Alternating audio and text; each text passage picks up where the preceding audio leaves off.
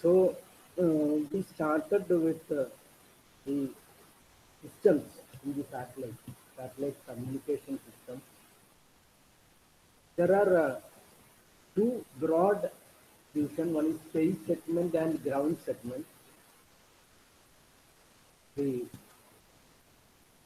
space segment includes satellites as well as the ground facilities which support them.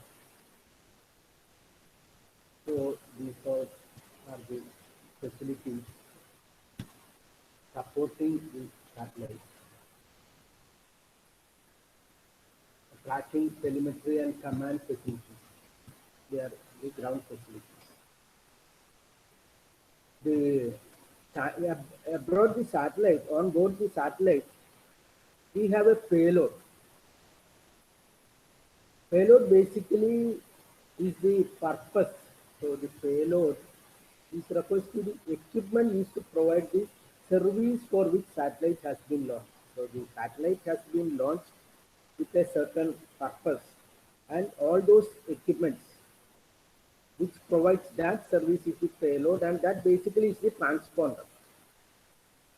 And so the satellite itself, the system can be divided into payload and bus.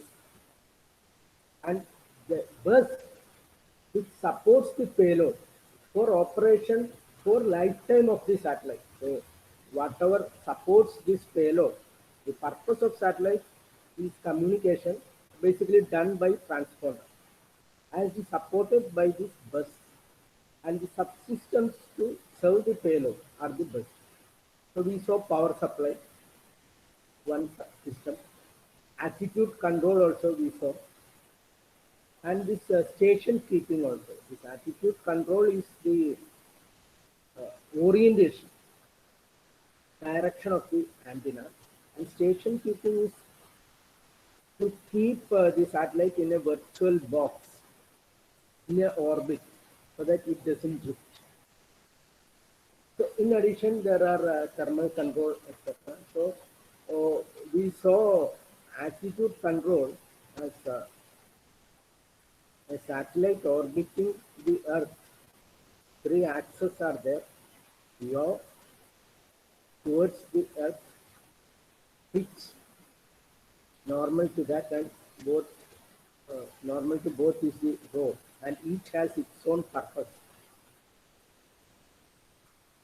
Okay, that we saw the rotating around yaw axis, rotating around roll axis, and rotating around the pitch axis. We ensure attitude control. And station keeping also we saw. Basically, some thrusters, etc., are ejected to keep the position. And now, few more things we need to look at. Each one is thermal control, telemetry, and tracking.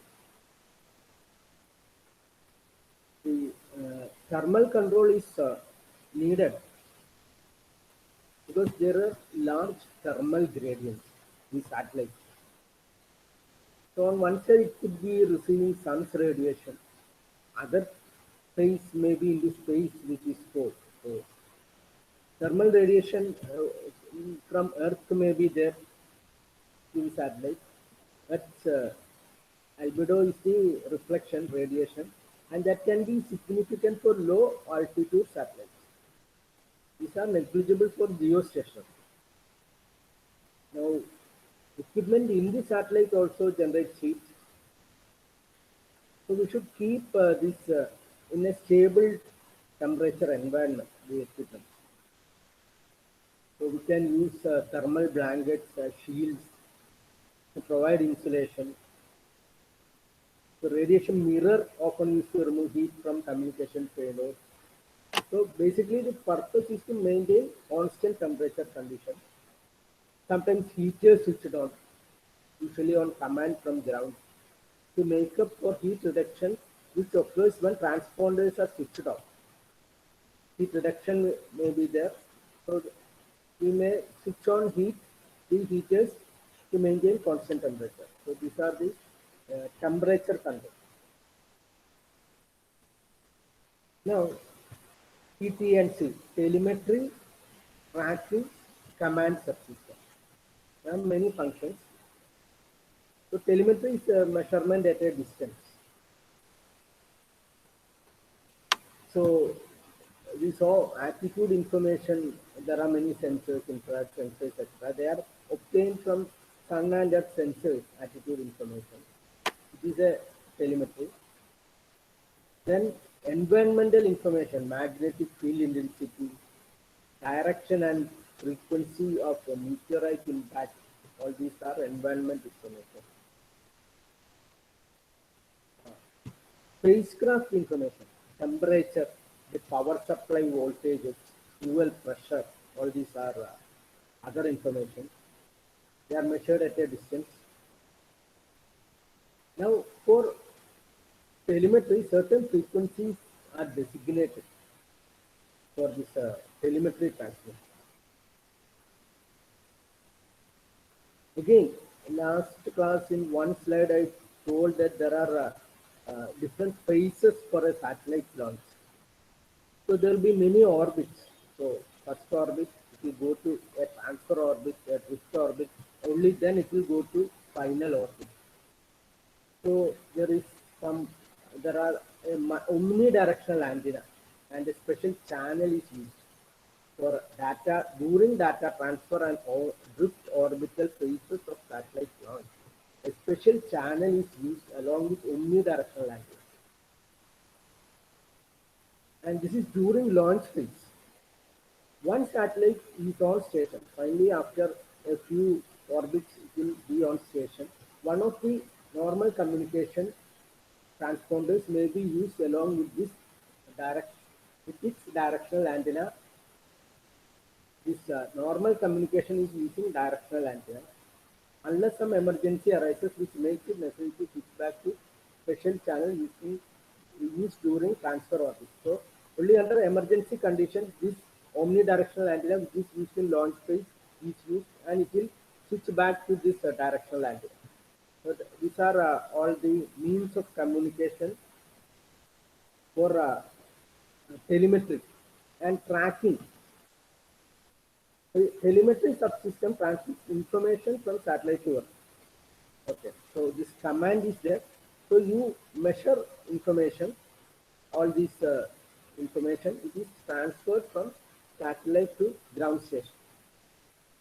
So that direction is from satellite to Earth station. And the command system, so the command will be in response to this signal. It is often in response to telemetered information. The command signal is sent from the Earth station to the satellite. So command subsystem within the satellite will demodulate and if necessary decode command signal and route these to appropriate equipment needed to execute necessary action. So we had seen attitude control, some changes, some thrusters, all these has to be fired. So all these commands would be sent from the Earth station. Attitude changes may be based firing of thrusters, etc. Communication transponders may be switched in and out of circuit based on these commands. Antennas could be redirected. Station keeping maneuvers. We saw if due to gravitational drag, this will drift to certain east and west positions. So to avoid that, station keeping maneuvers. So these are all done in response to these commands. So command signals are usually encrypted. So telemetry, tracking and command. So tracking means tracking of a satellite accomplished by having satellite transmit beacon signals. So for the purpose of tracking, satellite transmits beacon signals which are received at the tracking, telemetry tracking and command expression. The tracking is very much important during the transfer and drift orbital phases of satellite. So there is initially it starts to launch in one orbit, then it goes to a transfer orbit, drift orbit, and then within say 5 orbits it will get into the last orbit, final orbit. So once it is on station, position of especially geostationary satellite will tend to be shifted as a result of various disturbing forces. We had seen this. It tends to drift. There are pull of forces of sun and moon, etc. So therefore, it is necessary to track satellite movement. Should not drift and end up in that graveyard, satellite graveyard, those points, east and west. So we need to send correction signals. So tracking and sending correction signals and injecting some thrusters, jets, etc. The tracking beacons may be transmitted in telemetry channel or by pilot carriers at frequencies is one of the main communication channel or by special tracking antenna. Satellite range from ground station is also required from time to time. This can be determined by measurement of propagation delay of signals, especially transmitted for ranging purpose. So, the distance based on delay is also needed for ranging purpose. So these are basically the three systems: telemetry, tracking, and command subsystem. So this forms one of the major elements of the bus system which supports the payload. So payload and bus. So PTC is one important function. So this is an example, a satellite, all these for a specific satellite only. So there is an X station, telemetry tracking and command facility. So this is just a block diagram which is there in the book. So basically a satellite is there. We have Earth stations and we have some headquarters, control, data communication and reduction facility, computer center, analysis center, satellite control system, center. All these are communicating and then they are sending the commands. Now we need to study in detail about the transponder, not very much detail. We'll just discuss one case of a C-band. A transponder is a series of interconnected units which forms a single communication channel between receive and transmit antenna. So there will be a receive antenna here and there will be a transmit antenna here. So Earth looks at this uplink, it will look at this receive antenna, and the downlink it will look at this transmit antenna. So between this receive antenna and transmit antenna, there are a series of interconnected units, and that is generally called this transponder. So some units utilized by transponder in a given channel may be common to a number of transponders. Certain units are common for many channels, not appearing in all the channels. That they are utilized. Some units are utilized, may be common for a number of transponders. So we will see an example of a C-band satellite, how this division is done, how many transponders are there. So here we are considering a C-band frequency arrangement.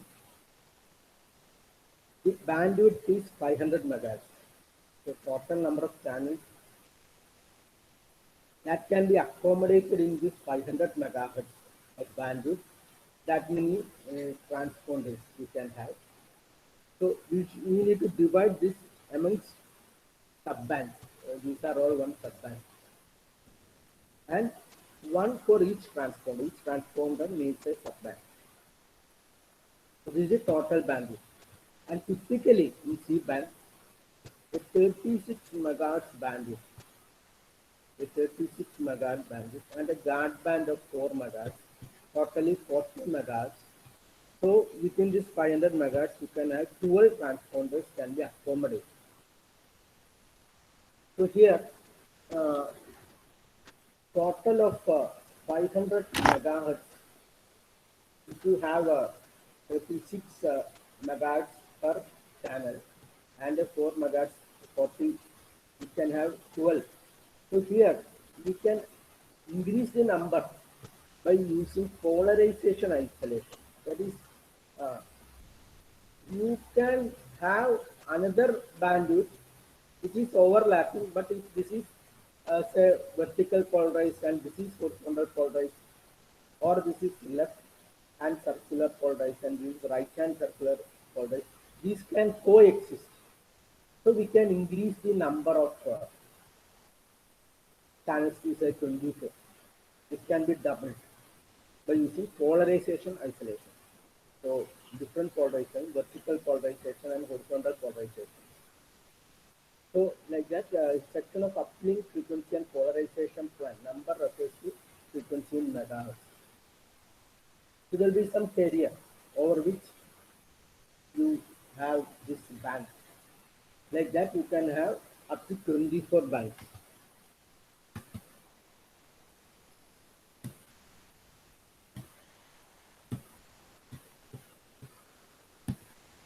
So this is an overall frequency arrangement of a typical C-band satellite.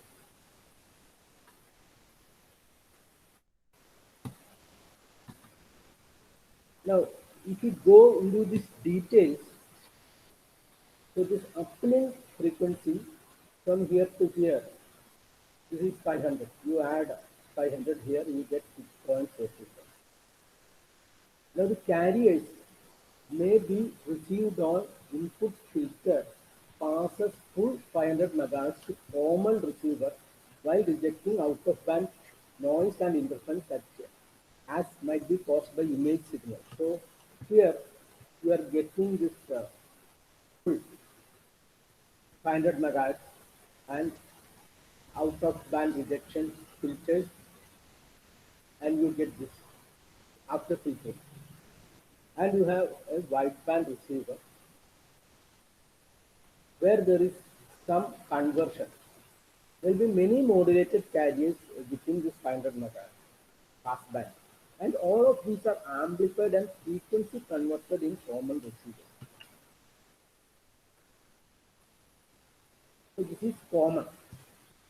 Common. Then you demultiplex into different channels.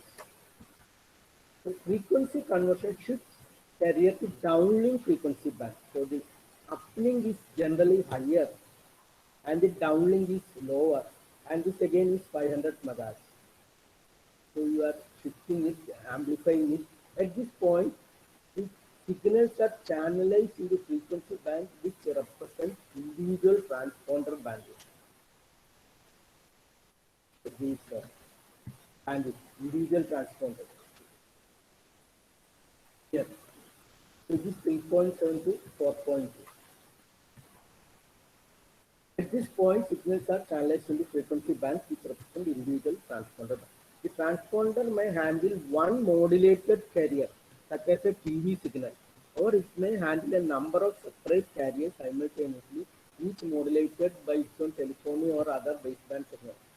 Whatever is the baseband signal, it's not of concern to the satellite, but it could be a TV signal or many phone signals, multiplex or things like that. So these are divided into, so 12 transponders are sitting here as the payload, and then it goes to the transmit antenna. So between receive antenna and transmit antenna, there are a series of devices. Wideband receiver has to have a bandwidth of 500 megahertz. So normally we are incurring a lot of cost and launching a satellite So we will not just place one wideband receiver there. We'll have a duplicate which could be hot standby so that if one fails, other automatically switches. Now here from future this wideband receiver. So there are two parts. There are two parts, and the frequency is shifted.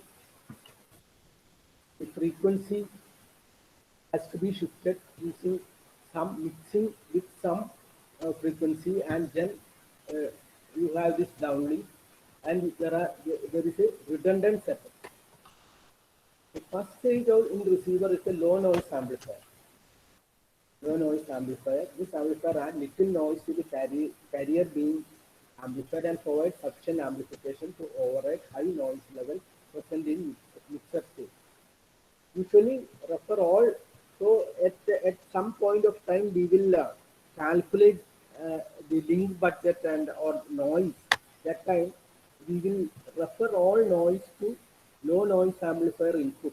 Total receiver noise expressed in terms of equivalent noise temperature. Well-designed receiver equivalent noise temperature referred to LNA input is basically that of LNA alone. Overall noise temperature must take into account noise added from antenna. So all these are uh, the design regarding the noise. So basically this low amplifier doesn't add any noise.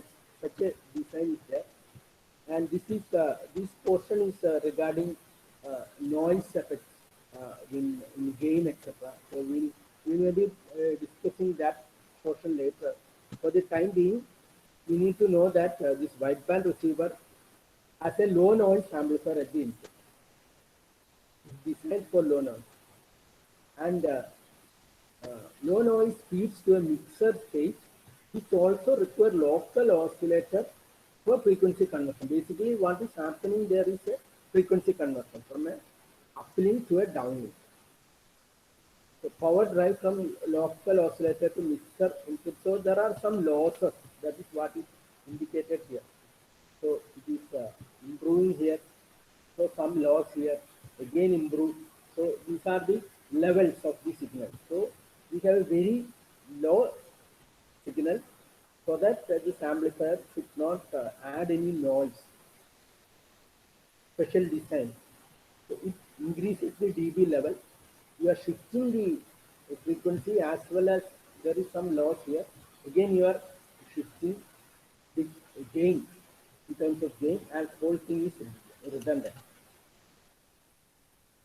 And this oscillator frequency must be stable. Second amplifier allows mixer stage to provide an overall gain of this much. So these levels in dB are here, are given in this figure.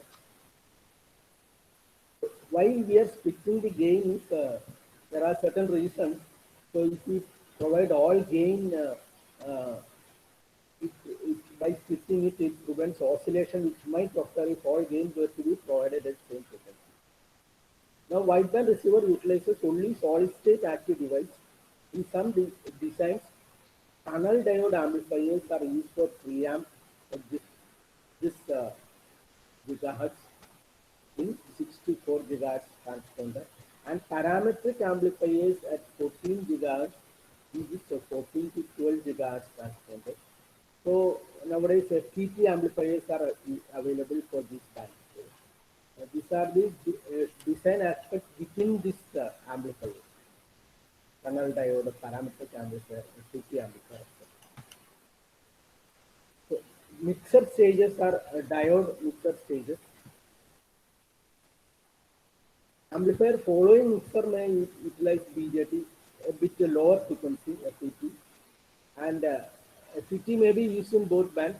So these are the basic things to note in this wideband receiver. Basically, whatever is happening there is a addition of gain and change in frequency. Basically, that only that much is occurring here in this case. We are providing some gain, and with high gain you are transmitting, and you are shifting the frequency at a different frequency.